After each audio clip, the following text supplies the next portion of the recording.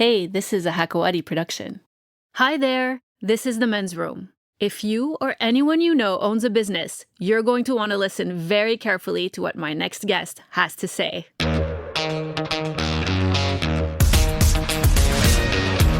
COVID-19 has been really tough on everyone.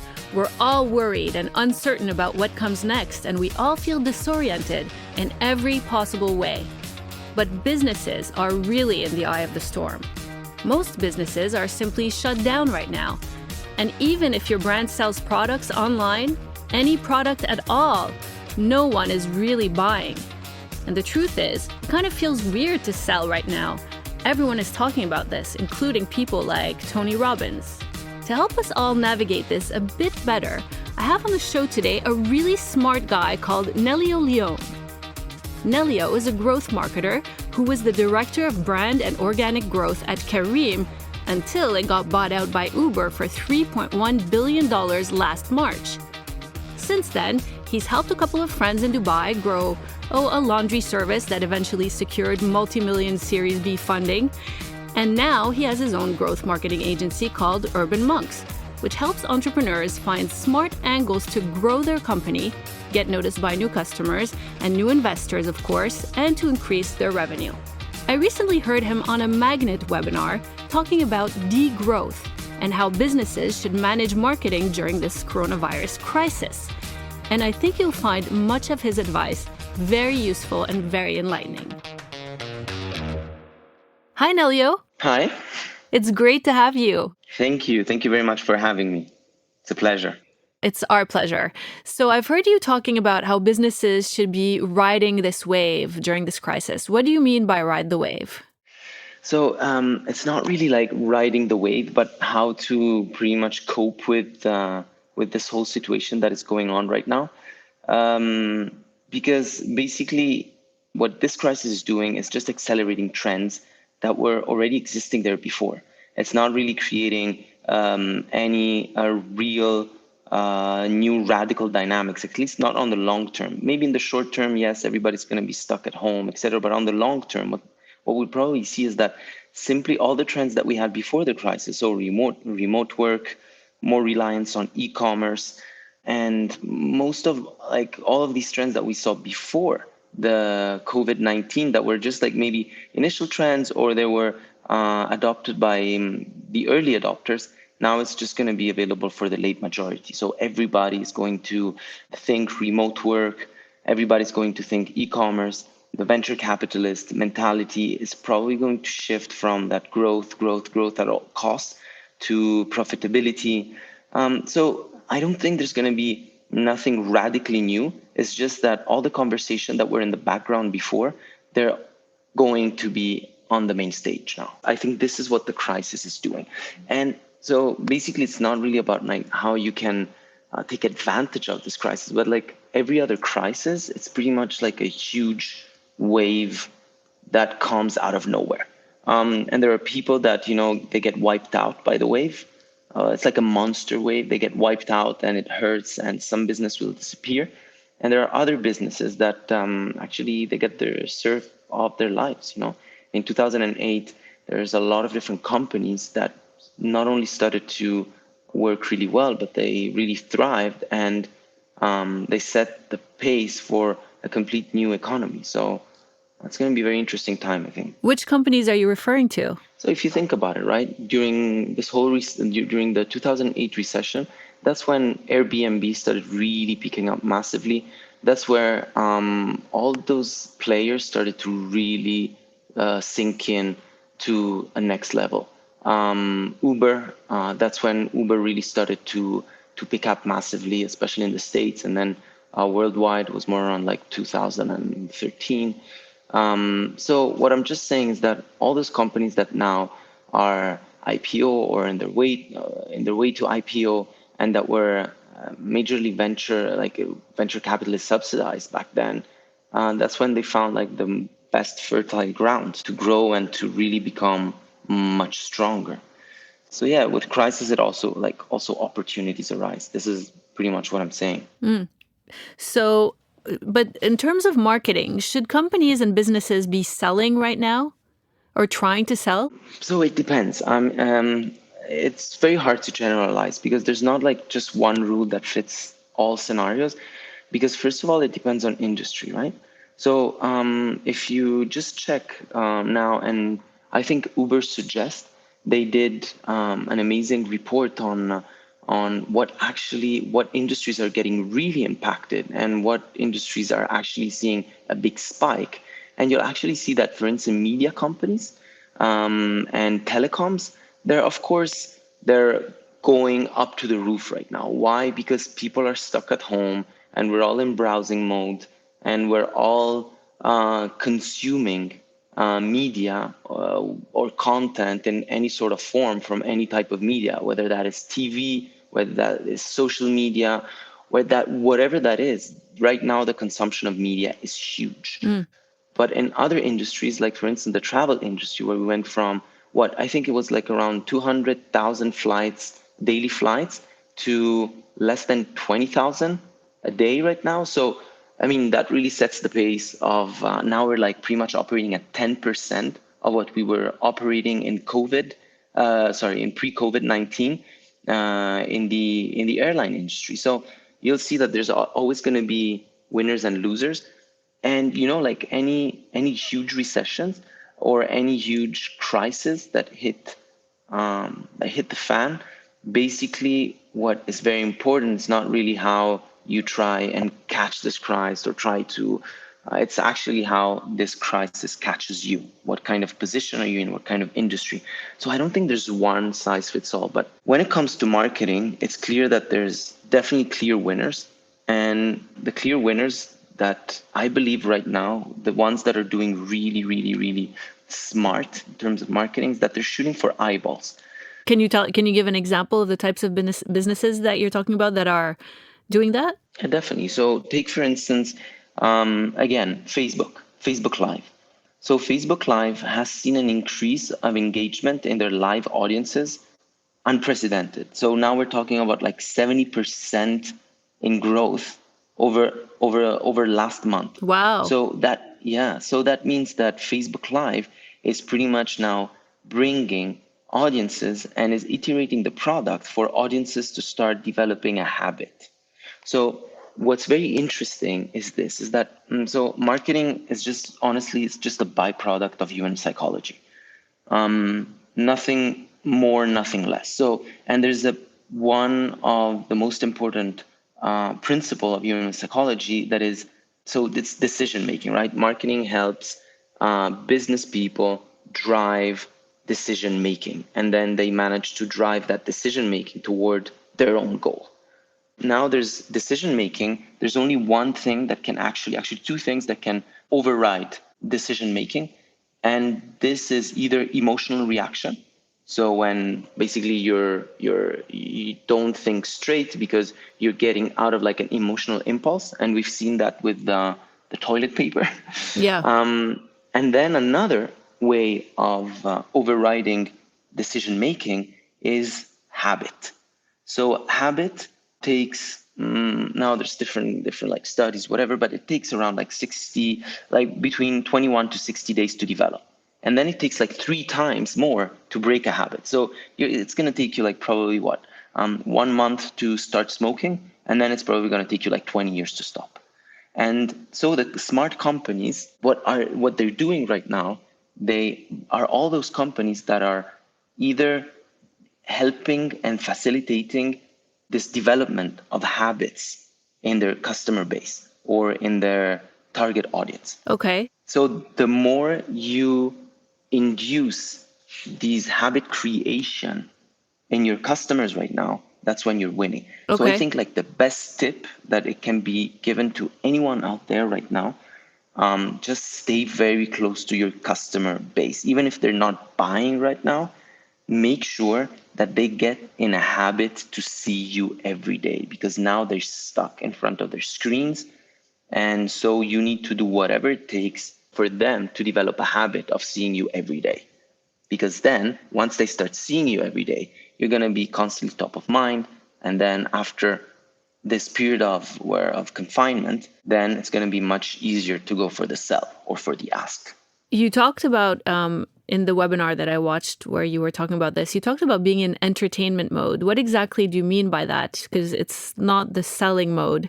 Can you give me an example of what you mean? Yeah, sure.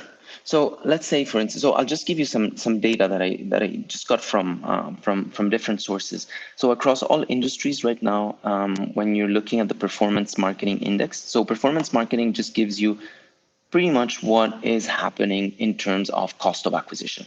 So yesterday, for me to acquire you as a customer, for you to consume my product and become my customer, I would spend $1.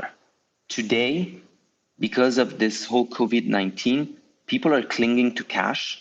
And so it's going to take me more effort, so more time and more money for you to become my customer. So the increase in the CAC, cost of acquisition, is by 50%. It's historical. It's never, like, very rarely you see this across all industries. This is a average across all industries. So some industries is like silly stupid, some others, but like this is the average. So imagine if yesterday I was able to get you for $1, now it's going to be $1.50. However, on the other side, what's very interesting is that the CPM that measures the cost of impression has dropped by 30%. So that tells you two things. It tells you that basically now with 30% less, you can get your product or your brand or whatever that is in front of people, but these people, they're not willing to buy. That is what it's saying. So it means that people are in browsing mode. We're all in browsing mode because we're all scared of what the future is gonna give us. We don't know how, like, we don't know the finish line of this whole thing. We don't know if we're gonna lose our job, if we're still gonna have clients. Like, nobody really knows. So people are not spending. However, people are browsing a lot.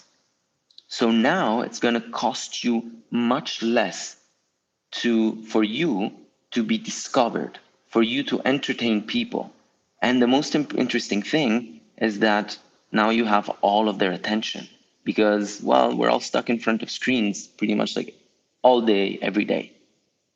So now their attention costs less and it costs you less to be out there, to be in front of them. So you can't be on just like the bottom line of this is that you can't be in sales mode right now. You need to entertain your customer. You need to provide value. You need to make them feel your presence. Like, you need to be there, but you can't ask for a sell. Okay. Like, some of the stuff that you're talking about doesn't necessarily resonate with people who are not like that familiar with that kind of data.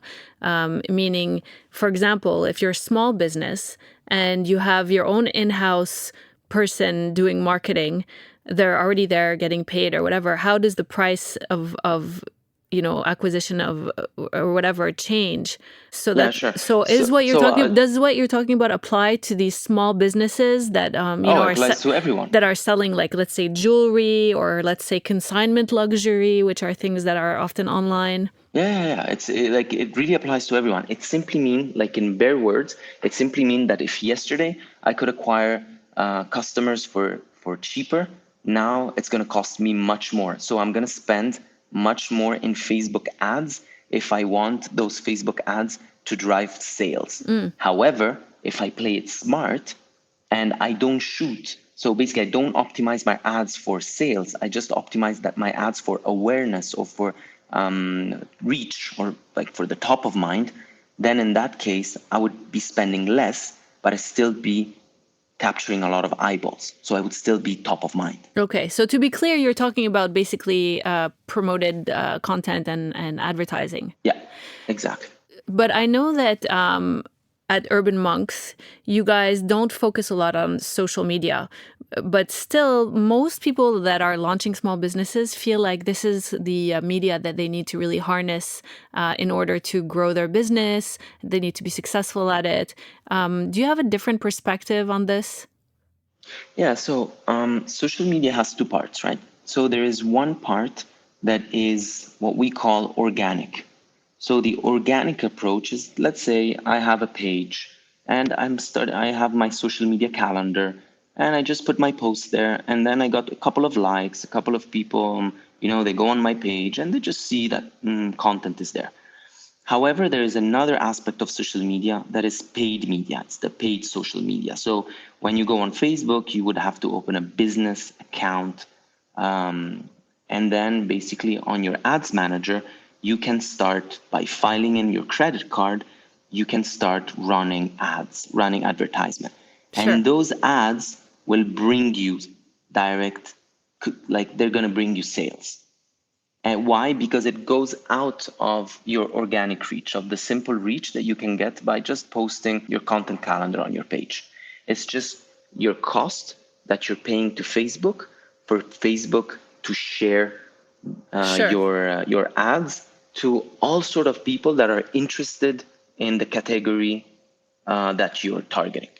Well, I guess my question is this really a lot of what you focus on when you do your growth marketing consulting with the companies that you deal with? So you spent some time at Careem. Obviously, it's kind of a big deal that you were there and then they were eventually kind of a unicorn. Was that part of their success, their growth success? And I'm basically asking if that's the core of how you grow a business. Well, yeah, I guess nowadays you can't really escape it. Like you really need to focus heavily on advertising, on what we call PPC, so pay per click, where basically you need to have an advertising strategy in place. Or on another side, you need to use or so it's basically like marketing really works in two different ways, right? There is one way that is purely organic. And in that case, if you play the organic play, and there's a lot of people that are very good at that, and they build $1 million businesses based only on organic, because they produce such good content that people start sharing, people start liking, people start engaging with. And I'll give you an example. For instance, Huda Beauty started in a very organic way. And as a matter of fact, she started even like when she started, she didn't even have products to sell. She was just a YouTuber or just a blogger. And the way she did that is that she started building audiences organically. So, and how did she do that? By simply taking her phone or a camera and just taking, like very interesting videos about herself, about like how to do her makeup and how to teach other people how to do their makeup. And for a lot of Saudi women that were at home and they were stuck on their screen, etc., well, they were very interested to see how to do their makeup. So they started consuming this content as if it was like a sitcom or what we were used to when like TV was prominent. Then you have another way of growing, which is paid. So paid, there are a lot of different companies. For instance, let's take Careem. Careem massively grew on paid advertising. So the way it happened is that like you get money from venture capitalists and then or from investors, or if you're a small business from your own pocket or whatever that is, and you reinvest it in advertising. Advertising, this is the paid side of marketing. And in that case, what happens is that you need to have clear paid media funnels for your paid media strategy to work. So that's pretty much what marketing comes down to: organic versus paid. So basically, you're saying right now, during this coronavirus crisis, businesses should still be investing in advertising, but with a different purpose, which is more to entertain and to maintain a relationship with their audience, right? So I think the best companies right now, what they're doing is that they're using a mix of an organic strategy and a paid strategy to really fulfill one super important purpose that every brand, everyone out there should have right now, which is empathy. Because we're all going through this, and customers should be treated like your community. These guys, your customers, are the one that at the end of the day are paying the electricity, they're paying the salary for people. So right now is really the moment to give back and to show a lot of empathy. So if I like, this is what I tell all my clients right now, and these are the marketing strategies that we're putting together, where we leverage a mix of organic and paid. So we create very strong organic content, and then we boost it with a paid strategy. But the end line is that we really use empathy as our general umbrella. because right now it's the time to help your customers or your clients going through this COVID-19 in the best way possible. And whatever you can do and you can give back to them, they're your community. Treat them like they're your community. It's a virtual community. It's not like a physical one, whatever, but just as if it's like a sort of family, like if right now you're there for them, they're going to be there for you after, and they were there for you before. So it's not because right now they're churning or they're not spending that you should just okay, shut down communication with them. Actually, right now is the moment to double down communication with them, and it's the time to give back, and not give back with the expectation of then getting something back in return. It's really more about being there for them, because at the end of the day, building a business and marketing especially comes down to one thing, which is building and curating healthy long-term relationships. Yeah, that makes a lot of sense. So a lot of people believe that the world is changed forever with, how massive this is affecting like the whole planet, and that things will never really go back to the way they were before. Do you think anything good can come from all of this for brands and businesses and certain industries? Sure. I totally believe in this, and because I'm an optimistic person by nature. And I believe, that if businesses follow the path of empathy, then yes, there are very good things that can come out of it. And I'll give you an example. Take, for instance, there's a startup in Seattle. I think it was called PhotoJoy. So basically, their mission in terms of business, in terms of company mission, what they really believed in is that they started a photo booth around the cities because they want to see city smiles. So they wanted to see their city smiling. So they had this mission about, our mission is to see people of our city smiling. And then what happened? COVID came in, and these photo booths, well, guess what? You can't go to a mall, you can't go to a restaurant, you can't go to a photo booth because now, well, you're stuck at home. So overnight, they couldn't pay the bills anymore and they were forced to shut. That's when the founder, and that's where you see going through this path of empathy. So instead of just saying, okay, yeah, my business and me and why, and or trying to sell masks online for triple the price, instead of doing all of that, he started empathizing to what other business owners were feeling. And then he realized that actually he was not the only one in that situation, that there were a lot of other people in that situation, a lot of other local business owners that were getting wiped out because of this COVID-19. So what he did, he just pivot his business to a complete different way of fulfilling the same mission, which is getting people in a city to smile. And he started something, I don't remember the name, I think it's called smilingcity.com, where basically he is creating gift box that you can pay for a subscription per month, where you're receiving all the a different compilation of different products of businesses that are being wiped out in your city.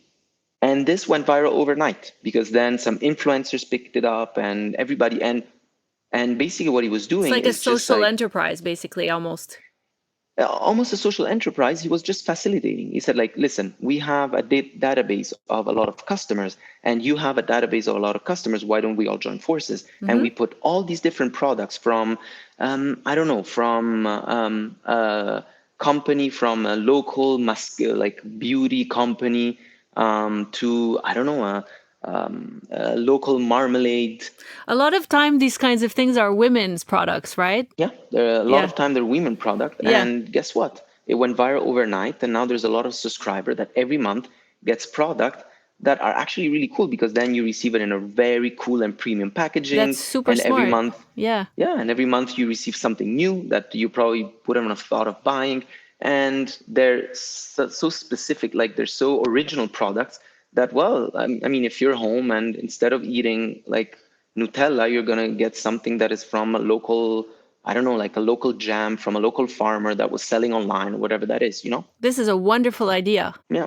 So probably this is something that could be done here in the region as well. Yeah, definitely. Thanks for for putting that out there. Somebody should like Yeah. hop on that. Yeah, definitely. So you were at Careem, and then just to go back a little bit about the things you've done, the companies you've worked with, you were at a company called Washman. So basically, I'll just really give you a quick rundown on what my career path looked like. I was a corporate marketer. I was in corporate before. I started in Paris in the headquarters of first Chanel and then L'Oreal. Yes. And then after a couple of years in L'Oreal, they sent me here to the region to manage a business division in Saudi Arabia. And after having 2 years at L'Oreal, I was kind of like feeling a bit not bored, but like corporate world was kind of getting a bit too. It was a bit too tight on me, Stifling, yeah.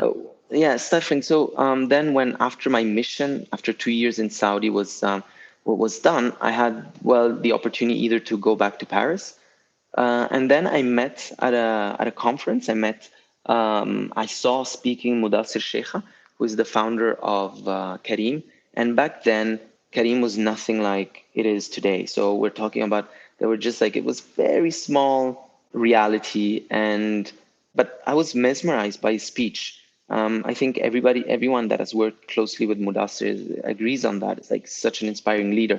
And even then, when the was very humble beginnings, his vision was so strong that just after that conference, I pretty much like applied. And I was lucky, I guess, because they had no marketing people back then. They were actually recruiting for marketing. And yeah, and I was one of the first head of marketing. Well, you were lucky and they were lucky, I guess. Because, Yeah, I mean, it's not easy to find good marketing people, right? It's really not easy. Not everyone kind of has their mind wrapped around it in the right way. yeah, actually, and you're right, because even for myself, coming from corporate, where there was a lot of, at least from, I'm talking for myself, not for every person working in corporate there, but at least from my perspective, how I was perceiving the thing is that I really thought I understood and that nobody could teach me anything about the consumer market. Little did I know when I first joined Careem that it was like, whoa, like for me, it was a shockwave. Like it was literally because I thought I was like extremely good at marketing. And then I realized that, well, this new reality, this new tech, and we're talking about 6 years ago, 5 or 6 years ago. A lot So has it's a long changed. time. Yeah. And what I'm saying is that back then, companies like Careem, et cetera, they were like, at least here in the region, the first kind of tech company really having to build like a new approach to marketing. So there were not a lot of best practice lingering around that you could re-implement, or it was about like really inventing the wheel. So, and it was a shockwave because everything I knew from my marketing experience before, it seemed that it was not relevant anymore, and that the consumer market actually like the rules of the consumer market were actually changed. And that's when I realized that I had to upskill and really start like paddling really, really hard to stay afloat, because otherwise I would have just sank, because my marketing skills were not relevant to this whole new social media world. Yeah. Because it's actually social media that changed everything. It created like a whole new dynamic of the consumer market. So it took me like a lot of effort for this really digital upskilling, to go from this very corporate reality that still back then believed that digital was a fad, that it was like, yeah, whatever, it's very small, and before it's even going to be significant, it's going to take probably like 20 years, whatever, to digital is now and we need to bring results now. So that phase for me was quite painful and took me like honestly a lot of work to get up to speed. And then once I got up to speed, we pretty much built Careem from an organization of we're like 15 people, to then I was part of the so-called Tigers team, the team that brought the company from 15 people to 3,000 plus people across the whole network. Wow. From an email list of from like a very small email list to an email list of like 34 million. Wow. So I'd be So yeah, so we were curious part. to know how you did that, but we can discuss that another time. Yeah, sure. I mean, it was not me, of course. It was part of a very concentrated effort and concentrated team. But we were really like the ones that came in the early stage, just before the L curve started to kick in, just before the hockey stick, as the VCs would call it. Yeah. What is the hockey stick again? Yeah. Hockey stick, it's basically when the growth graph looks like a hockey stick. Uh-huh. So you go from like small, and then Yeah. you start I growing see. Yeah, massively. that makes sense. Yeah. I like it, you We know. co- It's very it's called the Canadian. it's called the hockey stick growth. Yeah, I heard you saying that. I just wasn't quite sure I knew what it meant. So that's Yeah. amazing. So obviously you left when they sold the company.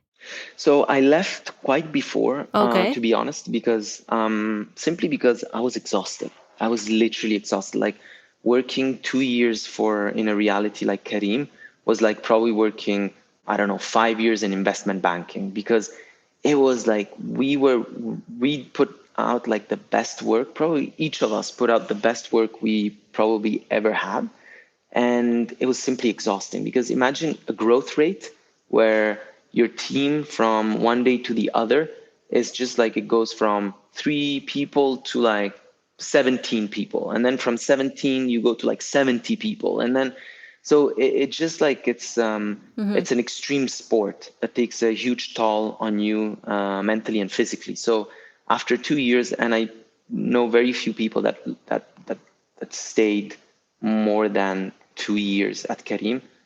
They're very rare, but there are. And so yeah, so after that, I decided to take a break, to take a sabbatical.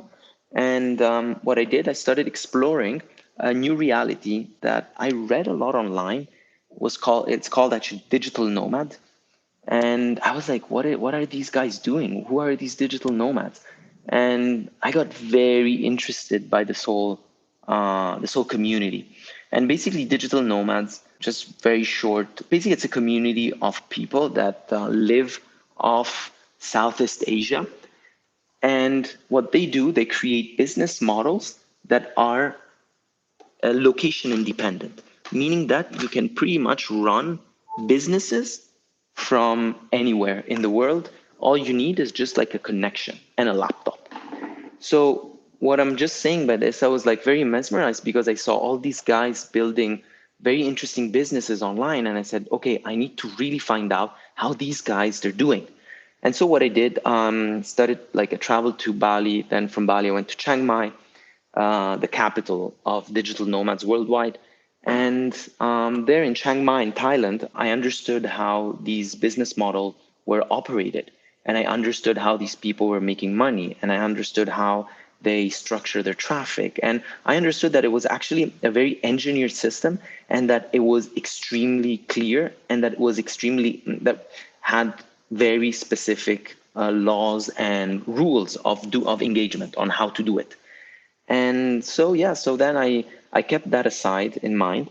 And after my friends from Washman, the two founders are good friends of mine, and basically back then they were stuck in their acquisition was kind of like was not really picking up massively, because they didn't have internal resources to take care of customer acquisition. And so they asked me, they said, Nelio, since you pretty much already did that at Careem, and then you went and studied these digital nomads to understand how they live their lives, whatever, why don't you join as a head of growth? And so what I realized during my time with digital nomads actually was very interesting, because I met business owners that had multi-million-dollar businesses without having a proper physical team. Everything was run remotely, without having investors, without even having a proper office. And these guys, most of the time, they were just my age. They were like around 30 years old. And I was like, wow. And so I studied their model, and I said, listen, when I went to Washman, I said the first thing is like, let's not build a marketing team, all because we don't have the resources for it. What we're going to do, we're going to use like this very super lean methodology.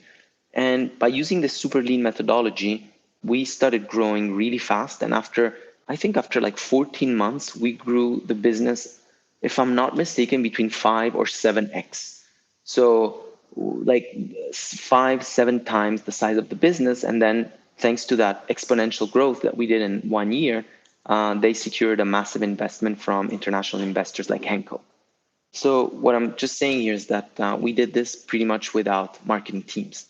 And it was just me and a very smart internet. A very smart, The very internet is smart, pretty smart, you're right. But yeah, I'm sure you're pretty, even smarter. yeah, no, no, and a pretty smart inter. Yeah. Oh, okay. But the digital nomads, what kind of things do they sell? Is it usually like services, products? Like what kind of businesses So are we there's talking about? there are different verticals, right? So one of the verticals that was very strong, it was basically like drop shipping, e-commerce with a very specific formula called drop shipping. Drop shipping is basically a very particular way of doing e-commerce where you actually don't store product, you don't produce product, you basically just find suppliers and find demand and then just connect the supply with the demand. And you take a percentage out of every transaction. This is like was one of the most popular models, but there were other models, right? So another one was like selling courses, online courses. So how to, I don't know, whatever, like how to, I remember there was this guy who was in a consulting group before. I think it was either Ernst& Young or Boston Consulting Group, whatever, from the States, from Canada. And he actually moved to Chiang Mai to sell a new way of staffing your company. So how to staff your company in India or other countries where there are a lot of very extremely good talent at cheaper cost, and how to do that remotely. And he was selling a system for that. Very So, specific. so it's very specific. Yeah, you need to. So, and the whole concept of digital nomad that was extremely interesting is that it all boils down to finding a niche. And there was this saying that this guy told me once, and it really sticked with me like big time. And it's a niche makes you rich. So this was like the whole game. So Cute. be as specific as possible, find a very specific market, find a product that fits that market, and then go all out.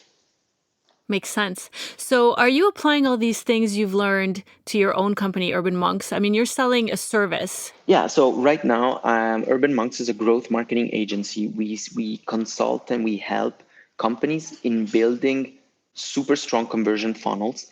What that means is that we really have a super balanced way on creating sales strategy online while you tell a super strong story. So we combine storytelling and branding and storytelling with data analytics and performance marketing. We combine these three things and we've created like the Urban Monks formula that is basically where you sell while you tell. You sell while you tell a story. Nice. And it works like a charm. We have more than 14 case studies with very strong results. So it's a methodology that really works. It's very specific, and there are very few clients that understand it. That's why it's never going to become like a multi-billion-dollar business. It stays like a niche business, which is exactly the digital nomad kind of strategy. Can you mention any of the companies that you're working with? Yeah, so we've worked with like a complete different array of companies. From we helped Unilever in training some part of their staff. We helped back then Fetcher in really understanding their how to pivot their strategy. We worked with other companies like right now the Camel Soap Factory. We worked with Nudewear that was then recently acquired by Huda Beauty. We worked with Shalhoub with a couple of projects. I mean, we've worked with more than, and then we work pretty much like in every, like geographically, we are very spread. So we took clients from Mexico to the UK to Kenya, Saudi, here, Dubai. So yeah, it's like we're very spread in, but in the region, these are the key names that we work with. So, you have a small team, I know you mentioned. You're 7, right? Yeah, so we're 7 people, and the beauty of it is that we don't really consider ourselves as an agency, but it's rather like an ecosystem, meaning that Urban Monks is working more as a platform. meaning that I have enlisted more than 100 professionals, and these are top professionals in growth. And it's basically who opts in the work, in the project. We build a team based on the requirement of the project, on a database of professionals. So it's not as if I have like always the same people over and over, and then we just need to fit with the client and try to hack it or try to make it work. No, we actually customize the team to the project, because we have an infinite database. At the moment, we are 7 that we are constantly involved in the business, but virtually we're more than 2,000 people. Oh, wow. Yeah. So this core team of 7 people, are you guys in the office these days with what's going on, or do you all work No, remotely? so we all, like, Urban Monks starts as a remote agency because it had to fit one of my key criteria of launching a business. It had to be location independent. That means that if tomorrow I want to leave Dubai to go to, I don't know, whatever, like Fiji Islands, I can. So this is Good the whole choice. yeah, like whatever, this is basically how I wanted to structure the business. I didn't want to have a business that was asset heavy. I wanted to have a business that is asset light, and which actually proved to be a very good choice, especially now in recession mode, or when this whole COVID happened, because these type of businesses, because they're so lean, they're very easy to survive because they don't require a lot of resources to run. I have no one in fixed payroll, so it's all project based. Oh, so I think that your model, and we started this conversation with this, your model is a trend that began, a while back, but that will be magnified as we move through this crisis and probably be like the new normal. A lot of the things that you're talking about. Yeah, I think so as well. I think after this crisis, these type of businesses, we were just like the early adopters, but it's going to become like the new normal, as you say. So it's going to become like a new regular patterns. I see even now people in corporate, now all corporates need to have a remote policy, a remote strategy. Before they could ignore it and say, oh yeah, maybe one day, whatever, no, no, no, let's all go to the office. Now they can't, because as I said before, going back to what I was saying before, people develop habits, and habits override decisions. Once you get into a habit of working remotely, now go back to deciding going to the office and deciding that remote work is actually not worth it anymore. Now it's an habit, it's overriding your brain. Yeah, definitely. So it'll be really hard. Things won't be the same once, especially if this drags on for a while. It'll Exactly. never, things don't go backwards. So if you have one piece of advice for entrepreneurs right now, what is it? So right now, choose the path of empathy with your customers. So even if you can't make a buck right now with them, just stick to them. Make them feel your presence. Talk to them. Call them up. If you're the CEO, they're going to appreciate your support. And a very important piece of feedback for any entrepreneur out there is that, and I know because I make this mistake myself all the time, entrepreneurs tend to be very insular. We tend to get into our tunnel vision, where all it matters is like our business, us, our business, us, that we forget that we're part of like a community. And right now, every entrepreneur is out there struggling. So partnerships are extremely easy to, like, everybody's willing to take a shot at something that might maybe not work. So if before, to partner up with companies were extremely difficult because they didn't have the time, they didn't have the resources, they didn't want to do it, whatever. Now, because you're both struggling, well, now it's time to find other business partners, maybe even partner up with your competitors. What I'm just saying is that partner up in a way that it makes sense for your customers, because at the end of the day, right now is the moment to be super empathetic towards your customers. So do everything you can to make sure that you are helping them going through these rough times. Sorry, that was a very long advice, but It was golden. It was golden. Thank you. Thank you so much for sharing your wisdom with us today. I know it'll give a lot of people more confidence as they get through this tough time. Best of luck to you and your team. And Thank you. Thank you very much for having me. And keep in touch, yeah? Definitely. That's it. Thanks for being with us today. As usual, make sure you're subscribed to the show and connect with us on social media at hakawati.fm and the Nadia Michelle. Bye for now.